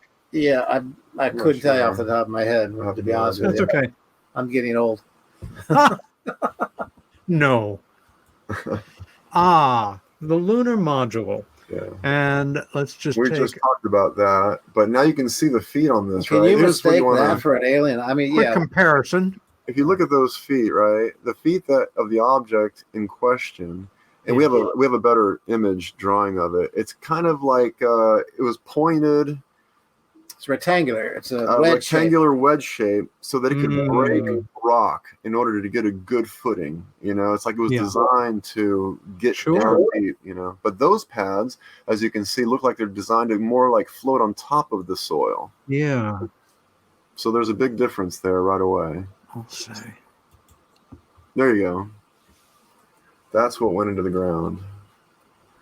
And also, what's interesting is when they came out of the ground, if you were to stick your hand into the sand or put your foot into the sand and then pull it out quickly, you'll notice that the ridge dirt makes a different shape as opposed to a shovel that were to go in. You see? So that resembles an object that was pushed in from above, very hard and deep, and pulled straight up and out. And therefore leaves a retaining ring. Well, they did know. I think Heineck brought it up, and somebody else noticed that it seemed to come in at an angle. And so that was important. Who the heck was going to think of? Well, let's dig this. Let's dig this at let's put 9 tons at an angle and pull it right out. It wouldn't happen. And for viewers, let's just make sure we understand that the schematic, the lines drawn on the photo, they are defining the actual shape of that depression. Yeah, to accurate size. Amazing. They measured 19 inches long by I think 12 inches wide. There was a lot of work done at the site that never became public because they took samples of the vitrified sand. They took samples of the creosote bush that was burned, and you never heard what happened to that. And then when Ted Jordan showed up and took all the photos that they never gave him back, when he checked on that, they said, well, they were fogged by radiation, so we didn't give them back to you. And therefore, Heineck was able to say, oh, well, you're not going to give them back, but you're admitting that there was radiation. That's evidence. Yeah, it's very evidentiary. We have Heineck on a film that Ray shared with us where Ray and him are talking, and Heineck admits that the film was fogged by radiation. Incredible. And okay. I put that in there specifically for what it says in the bottom right-hand corner. This is the project record card from Blue Book. ATIC, yeah. And the conclusion was initially believed to be observation of lunar module type configuration. Effort to date cannot place vehicle on site carried as unidentified, which it is to this day. Yeah. So they looked into the lunar angle, and in the book we put the various documents because they reached out to Hughes Aircraft and Boeing and all the people capable of building a craft. And they all said, look, it wasn't ours. There was no black project in there at the time. The symbol doesn't match up to anything that I've ever seen on almost every military device says U.S. Army, U.S. Navy, U.S. Air Force. Sure. Wow. Oh, there's Ben. So I was testing out my new Theodolite app. And it works really well. And any investigator who doesn't have a Theodolite app like this one, I think it's free. If anything, it's like $1, but it's really great because it gives you GPS, elevation, everything you need. Cool. So Ben's he's doing some instrumentation work there with an app that he was using. I think it might have been it's like a tri-field app you were using or something. Yeah, and this is the site. We're there in the middle of the day. yeah, and the reason I took the picture is because I am aiming the camera in the direction of the craft's exit, and those mountains in the distance. That's where the Perlite Mill is, and this is the exact spot, pretty much, that Ray and Hynek were standing when they photographed the picture with all the craft in the sky. So if you can imagine, there's 5 crafts near those mountain peaks, and then to your left is an enormous object that could have been, I don't know, about 100 yards long. back over, about 100 yards behind the center of the green box is where the dynamite shack was. Oh, okay. So we went back there and we found the foundation because we knew the shack had been gone. And when we told Ray, he was incredulous. He goes, "Yeah, you didn't find the foundation." I go, "Ray, we think we found the foundation." He goes, we took a picture of it. He goes, "What shape was it?" I said, "It wasn't a box. It was a rectangle." He goes, "Okay, you did find the foundation because it was a rectangle." Do we know when that structure was dismantled? I think the 70s. Yeah, I think that's right. Or was blown up? I don't think it was blown up. No. Second, it became, I think, unsafe to store explosives there. Yeah. Just a little dynamite humor there. Thank you. Okay. Yeah, so I'm in the that's the museum. Hardin, isn't it? Phil Hardin, possibly. We were at the museum, and he owns the museum in Socorro, and so he opened it up after we explained who we were, and we just started rummaging through stuff, seeing if we could find any evidence or information. He has a great collection of amazing things. Nice guy. Showed us a lot of history of Socorro. Cool. Yeah, and great deal of Western history of that. Friends, how about that great shot from my cell phone?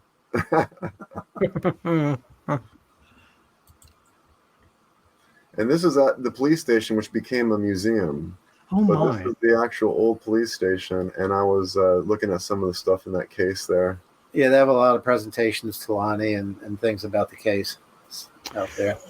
When you were in Socorro 3 times, did you find yourself at times speaking to regular people, merchants, folks who lived in the area their whole lives, who had a sense of who you were or what you were doing? And what was the consensus? Because for me, that is always a fascinating detail. We weren't sure. We weren't able to, obviously, to corroborate the stories because, sure. But there's a woman there who was on her back porch, and her house was facing the Rio Grande River when this thing came. This object came by, and she was the one that was saying to us that things were falling off this object and whatnot. And, well, she just told locals. Locals told locals, but they didn't tell any press or anything. She goes, "Oh, I was sitting on my porch. That thing flew right by my house." We're like, so she told us where she lived, and Ben and I took the car that we had, and we went. House is gone. The house is gone, but per the description, we were able to come down the town, right along the Rio Grande, right to the turning point where the UFO had turned. Where she said it turned and went right to where Opal Grinder's witnesses were. So everything lined up, and it was. We found one witness that really knew a lot, and as soon as we kind of said who we were, he kind of got us out of the shop quickly. Oh, he was yelling at me, wasn't he? He didn't want to. Really? Yeah, he pulled out his phone to record, and he's like, "Get that thing out of my face!" And some people didn't want to talk, but no, we talked to one lady at a shop that told us her husband was Air Force, and he chased a UFO that had blue lights in his. He was like an F-14 pilot or something. Yeah, Hornet or something. So we chatted with a lot of people. What's interesting about Socorro is a lot of people that grew up there, went to school there, and never left there. They were engineers. Or, even the bartender in Lonnie's day was an engineer, and a lot of these guys were at New Mexico Tech. So a lot of people never left the area. So there's still a lot of people there that recognize it. And the one thing that we got from Lonnie's daughter, Diane, was that a lot of people appreciated the fact that we were telling the story and not embellishing, not changing anything, and trying to get the record straight. Because every time I see that it's a hoax, or even on Josh Gates' show, he came to the conclusion it was the lunar lander. I told James Fox that he wasn't happy, but it was just, I get frustrated with any case that's, this is one of the most important close encounters of the third kind ever to occur in the United States. And when somebody just dismisses it as this, or this, you can say, no, you read this book and Ray's book, together, you can't come to any other conclusion unless you're an idiot. And I'm sure that other researchers come across the same frustration when you spend so much time working on a case and you watch it on television and they get it completely wrong, whether it be Roswell, Kecksburg, Socorro, Kingman. They always make it too fantastic and they miss a lot of the best details. It's such amazing stories. You don't need to embellish anything. Yeah, they're so unusual as is. You don't need to change anything about them. You look at the work of like Don Schmidt and Tom Carey. It's so Roswell-centric, but they're digging down and getting the accounts, the mutually supporting accounts of people who were there, who were either children or in the old days still, a number of the old timers were still alive. I'm reminded that when I worked for the city of Roswell, when I was a volunteer in helping to get the McMinnville, Oregon UFO Festival and Conference off the ground in Exeter, New Hampshire, my most recent talk and a great conference, there are people who, the sensibility is, are you making fun of me behind my back? Are you making fun of my town? Because associated with little green men and flying saucers, I'm remembering that in McMinnville, and I was there early in the 2000s. I think it was the second year they did it. Maybe it was 2002 or something. But I had enough time and I stayed long enough to walk down Main Street and chat with people in the different shops. This would have been about 50 years after the event. But I met and chatted with 4 or 5 people, obviously older people, who knew the family, who knew the folks that took the pictures and talked about them in terms of, no guile, God-fearing folks, farmers who made no money on this. They could have sold the rights to those 2 photographs and their family could have been appreciating royalties, more than half a century later. But it wasn't like that. I think once people understand, as you say, that you're there for the right reasons, doing the work as respectfully as you can to support the account, that's when things change. Yeah. Right. Paul Trent, I think his camera was under the sofa for a couple of months before he realized he needed to develop the film. Well, you look at, Travis Walton's experience. He basically became a recluse in his home for quite a period of time after, with not just national but international journalists on his case. I mean, how do you get through that? You do it, ideally with the help of family and people that care about you and maybe some therapeutic help. But sand table. Yeah, this is a little diorama that Norm Gagnon made for us. He made a little model of Lonnie's car and made a little UFO there. We take that with us when we go to conferences. Hey, since we're in McMinnville, if you want to go to that photograph that we sent you. Yeah, we love the Trump photos and we love the Heflin photos. Think about that, the Heflin photos, those things were just thrown around. Ray had done some analysis on the McMinnville photo, so we did that ourselves, and we found the same thing that he found on that photo, and it's a big downflow underneath that craft. And the Trent said when the craft tilted towards them, they got hit by a blast of warm air. So it seems like there's ionizing air. You can actually because see it's it. Really clear underneath the photo. It's like a tornado under it. Even with Photoshop, if you just do a little contrast work. Yeah. That's all you got to do. Sometimes all it takes is a simple, a setup of several toys to ignite a respectful part of one's imagination. And all of a sudden, there it is in front of you. My friend Jason Gleeds in England is a great researcher, but he also is a model maker. And he's become better and better known. He has a 3D printer. I've seen his stuff. Yeah. There you go. It's great. And he's amazing. He's creating all of these really quite extraordinary dioramas, the craft, the beings, setting them up just right. Cool. And they become more and more popular. I wouldn't mind a set of them myself. thinking I about saw the that, Hicks too. and Aliens he did. That That'd be was very neat, good, yeah. from Calvin Parker's experience. That's the Ah, original there it is, classified photo. Yeah, that came with Rob Mercer. That's the official Blue Book photo of the landing site. You can see the four, not kind of self-correcting, like we said, the three on the right and then the one in the back. And I believe they said the person that took a photo, he works for the newspaper, and that's his car. Like Yeah, that's the editor's car. chief thing. But and then in the middle of those rock circles, there's the Creosote bush burned in half. Yeah. I have to, flashing back to a much more innocent time in my life in this work, a few years into, maybe 2 years into it, starting to go over declassified documents. This was technically it was before the Freedom of Information Act, which came in with President Carter. But there was a natural process of declassification, and documents were available back in the later 70s. Right. And seeing that for the first time on an official document, Foreign Technology Division. Right. Holy shit. Isn't that interesting? Yeah, that's they choose words with a meaning. And of course, I never realized that when they go through the process of unclassifying something, they actually have a stamp on the top right to let you know. Exactly. There you go. Oh boy. So that's another original photo. That's the photo that you saw the overlay earlier. Yeah. Yeah. So I just wanted to put that in there so you can see without the overlay. But no, outstanding. Of course, with the light hitting it, we can't see the sharp delineations, but we know they're there. I like to bring attention again to the ridge of the dirt. That's what's important about the photograph. Yeah. No question. And so here we go. See how green it is? That's the bush, bright green bush. Yeah, that's it. Look at everything else. Nothing comes close to that. And historically, this thing just keeps being this way. Exactly. All year round. All year round, it's like that. Every time we visited, it's been like that. Guys, do you know if anyone has done any kind of bioanalysis of a cutting from this plant? That's my knowledge.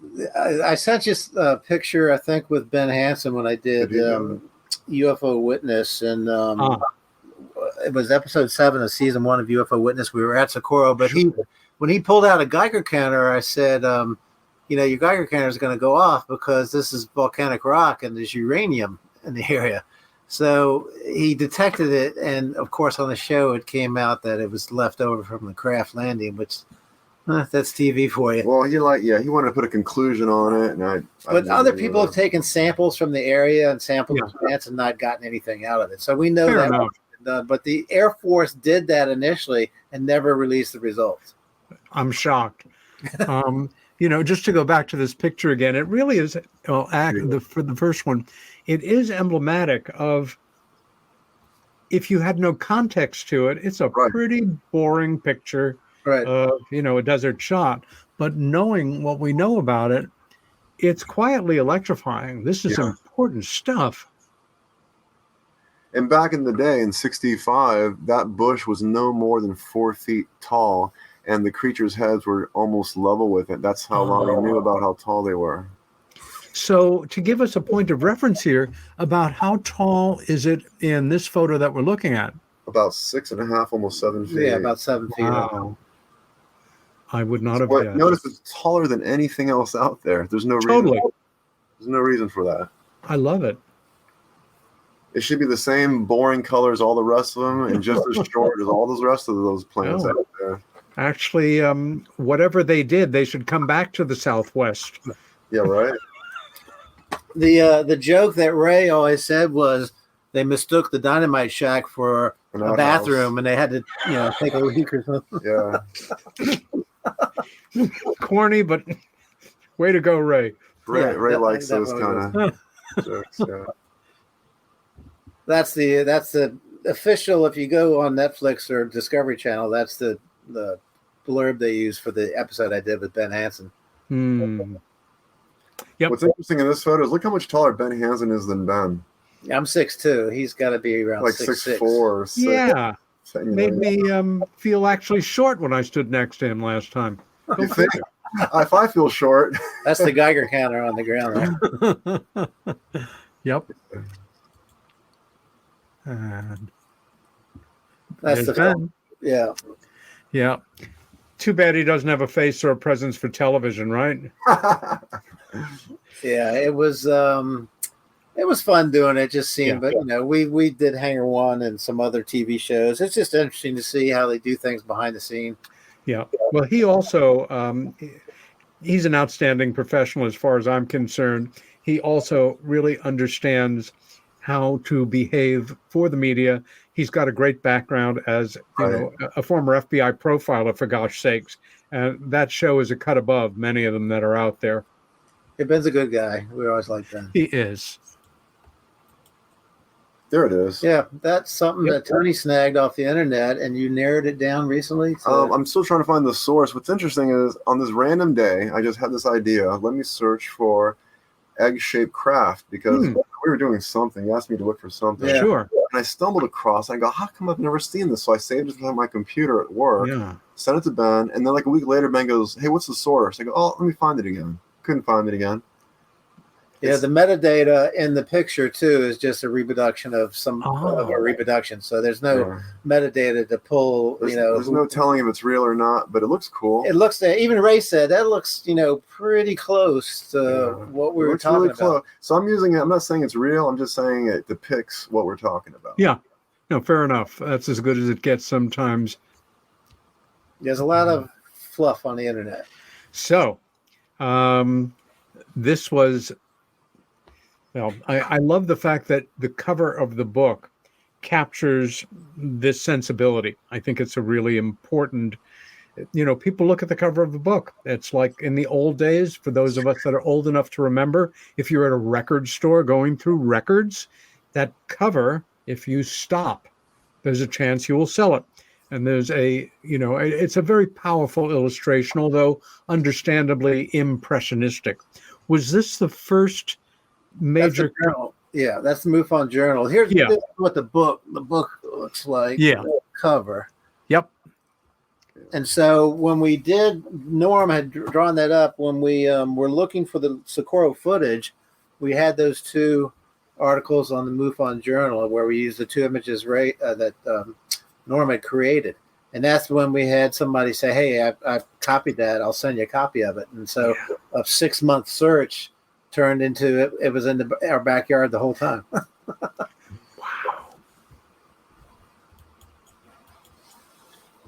That's part 2.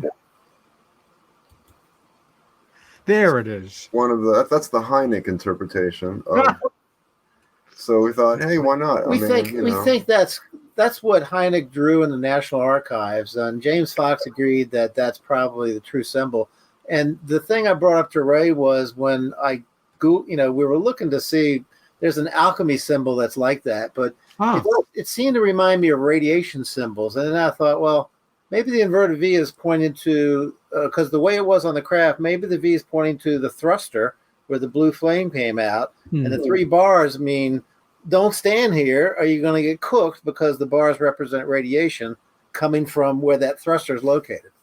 But I could be completely wrong. Well, the reason I think it's more of an error message is because no other craft in the history of ufology resembles anything like the Socorro. We've been looking for core. We find egg-shaped craft, but no one has ever mentioned a red insignia or anything. Yeah, it could have been just a not a static symbol, but something that temporary thing. Yeah.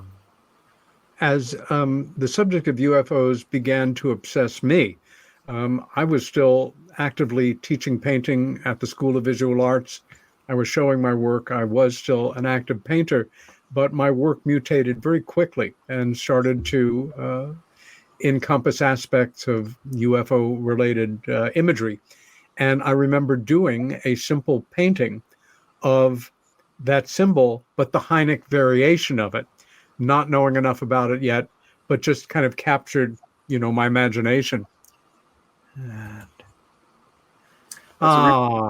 Of us with Ray. That was like 6 months ago or something. Out of Ray's house. Yeah. And to my right, over my right shoulder, there was about 20 kittens that him and his wife are helping rescue or raise. Oh.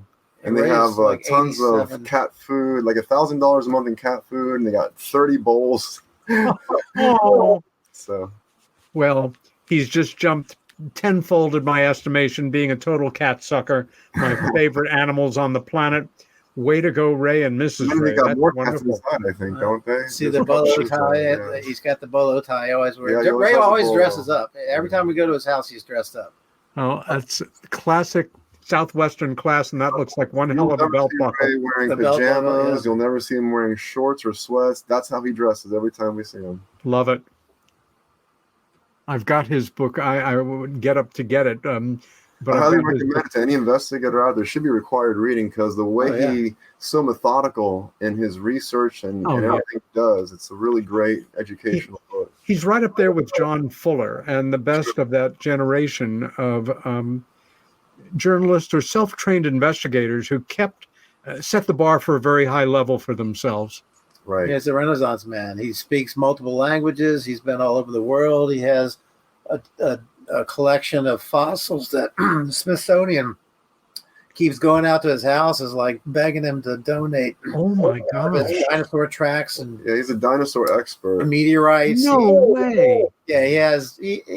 Well, he discovered the notosaur, which is unique to only Maryland. Yeah, he discovered the track of dinosaurs at Goddard Space Center, which became one of the biggest finds in paleontology. Isn't he also working to change pterodactyl to pterosaur because of what he discovered? Yeah, he's just very observant. He just, always looking up or looking down. And I love it. One time we were at his house and we actually got to hold a piece of the moon, a piece of Mercury, and what he thinks was a piece of Mars. Yeah. So we had 3 different planetary bodies that we could hold a piece of. That was pretty neat. Yeah. That's intense. Yeah. To digress for one moment. I think they had that we used that loop to look at, and it was like a structure, like a crystalline structure that was changing as we were looking at it. It's really weird stuff. His house is just full of. It's like a house of wonders. You're just walking around. You should charge like tour money or something to go through that. There's a lot of scientists visit there. A lot of scientists visit him. Smithsonian knows all about him. What a mind. And it doesn't surprise me. There are people who are like Renaissance men and women, and they don't even need to have been formally trained. They're autodidacts. They learn what they need to know, and then they learn more. To digress for 1 minute and bragging rights here, I was honored to have Edgar Mitchell as a friend. And some years back, several friends were having dinner with him at his home. And he was showing us around, and you can imagine some of the memorabilia on the walls and tables and things. And we go into his study, and I see this handle. It's white plastic, but aerogenically designed to be held, and it's sitting on a beautiful polished block of wood with a brass plate. It's the steering handle for the lunar module for Apollo 14. Wow. That's cool. And I'm staring at it, and I look at him, and he goes, "Go ahead." It's like, wing. Yeah. End of story. Nice. That's here it is. McVinville photograph. So, yeah, there's the downflow, which is readily available in that photo that shows you that there's some kind of ionization going on, but that's what probably when it tilted towards the trend. So just for your viewers, the photo on the right is what you normally see. The photo on the left shows the contrast of the downflow. Now that is really something else, isn't it? Yeah, who would have thought to put that in a photograph that you'd have to use 2010 technology to break it down to pull that out of that image. That really is extraordinary, right? And of course, the Trents, who we were talking about before in McMinnville. Wow. We have other slides that colorizes that and shows more detail. And, but we have like a whole presentation on it. Yeah, I'm not a fan of colorization except in cases where it adds information and elucidates it.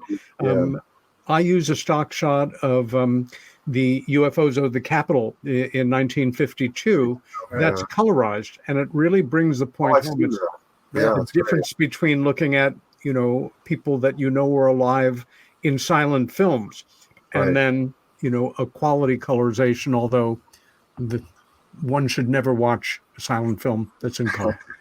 Well, it's interesting. There's the analysis. When you take old UFO photographs and apply new technology to them, data, You can see there's a field around the So object. yeah, this just shows you that there's a. It's showing like the counter or the clockwise or counterclockwise rather. I don't know what you want to call Yes. it. There's a swirling going on there, and that's an energy. It kind of represents the energy and the heat. That's just the color map, right? So it's saying that this particular area has a higher temperature than the area around it, so to speak.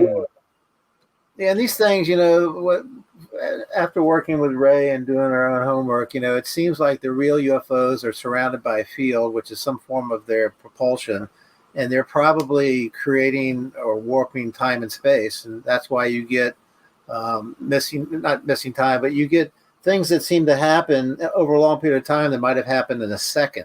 If they're compressing time and space, then they can do things. It's like somebody says they went into a craft that was 5 feet wide, and they got into it, and it was like 100 feet. It seems like reality is kind of bent by the propulsion these things are using. And we're actually going to work on a presentation eventually that has photographic evidence of time compression. And Ray's caught some of this on camera, but there is an evidence that whatever they're doing is compressing time and space, so they're definitely able to manipulate gravity in some way, shape, or form. Yeah.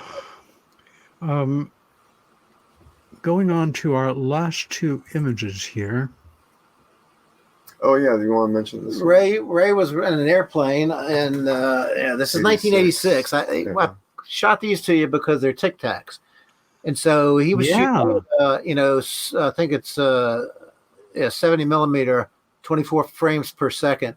This flew under his airplane, and 2 Tic Tacs in 1986, before anybody ever used the term Tic Tacs. And you'll notice in the next slide, I think, that there's a weird appendage underneath one of them that he details. And look at the detail in the top right corner there. How fast he's going, the chrotochrome, camera speed, autofocus, ground speed, 435 knots, 2.8 degrees below the horizon, the UFOs. That's Ray, the kind of so much detail in all that he does all the time. Puts a lot of UFO research to shame. I was going to say, for anybody that's been watching this show with us as opposed to listening, this is a perfect example of what separates the men from the boys. This is a perfect reflection of first-rate research. And in this digitized age, people don't even really think about the complex little machines that capture these images, usually now overwhelmingly a smartphone rather than those things we used to call cameras.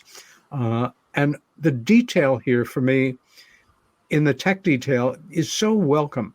Not that you have to, be that compulsive, but the bottom line is every piece of information that adds to the believability, the mass. You're presenting a case.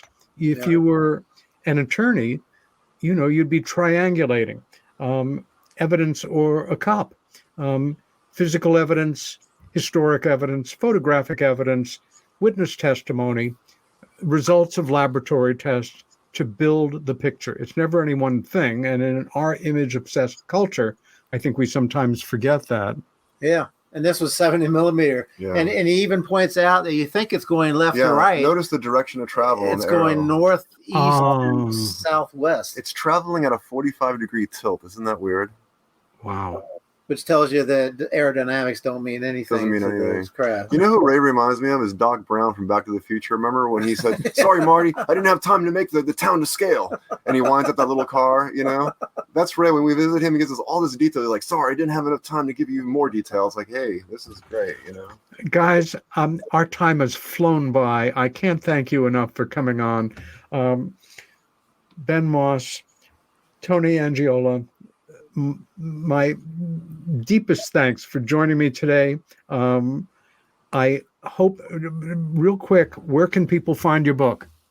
Yeah, on Amazon, just search Ben Moss. It comes up. Yeah, or Not of This World. We sent you a link, but if you just Google Not of This World at Amazon, it should come up. There you go. This has been Meanwhile Here on Earth on KGRA Digital Broadcasting. My guests tonight have been Ben and Tony. Do visit their Facebook page, the UFO Guys. Next week's guest is Eric Mintel, lead investigator and host of Eric Mintel Investigators. Stay well, stand up for what you believe in, and be kind to each other. Next week. That